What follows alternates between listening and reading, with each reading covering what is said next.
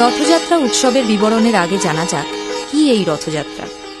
এই উৎসবকে নিয়ে পুরাকাল থেকে বহু কাহিনী প্রচলিত। এই উৎসবের কাহিনী কিছুটা এইরকম। সৌর জ্যৈষ্ঠ পূর্ণিমায় জগন্নাথ দেবের জন্মদিন উদযাপিত হয়। অনেক মন্দিরের মতো বৃন্দাবনচন্দ্রের মন্দিরেও একটি উৎসব পালিত হয় সেই দিন, যার নাম স্নানযাত্রা। প্রায় দুপুর থেকে বিকেল অবধি চলে এই স্নানযাত্রা উৎসব। সেদিন জগন্নাথ দেব, সুভদ্রা, বলভদ্রকে স্নান করানো হয়।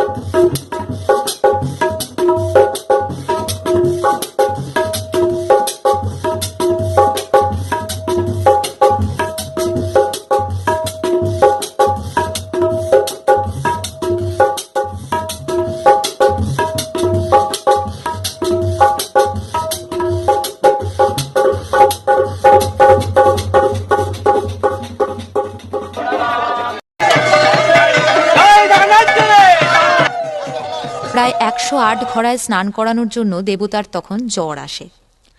স্নানযাত্রার পরের 15 দিন উনি বার্লি খেয়ে থাকেন। তারপর উনি মাসির বাড়ি যান তার বোন সুভদ্রা ও দাদা বলভদ্রের সাথে। জগন্নাথ দেবের তার মন্দির থেকে রথে চড়ে মাসির বাড়ি যাত্রা ও মাসির বাড়ি থেকে আবার নিজ মন্দিরে ফেরাই হল রথযাত্রা। অনেকে বলেন জগন্নাথ দেব স্নানযাত্রার পর মন্দিরে যখন সবার অগোচরে থাকেন, এই সময় তার নতুন করে চোখ আঁকা হয়।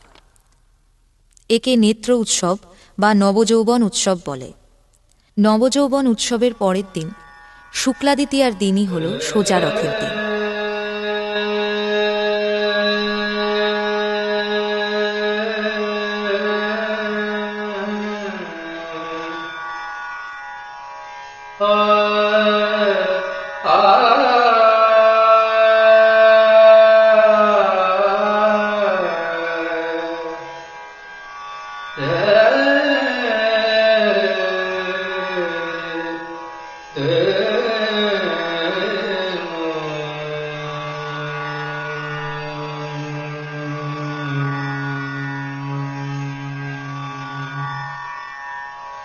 मेरे गोकुल नागर वाले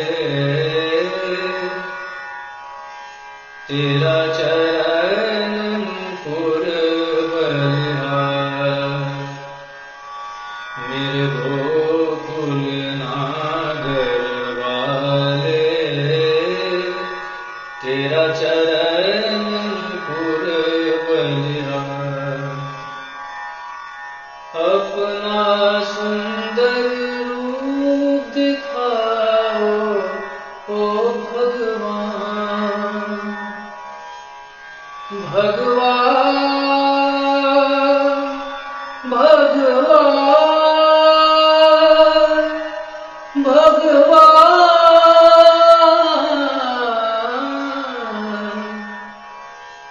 अपना सुंदर रूप दिखाओ, दर्शन दो एक बार। तेरा चरण पुरवैया।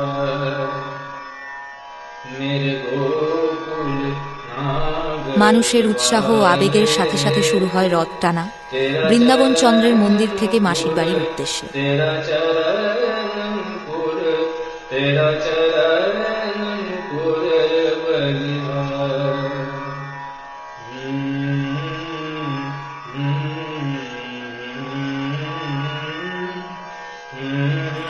আবার ঠিক 7 দিন পর একই পথে জগন্নাথ দেব ও তার দাদা বোন নিজ মন্দিরে ফিরে আসেন। একেই বলা হয় উল্টো রথ।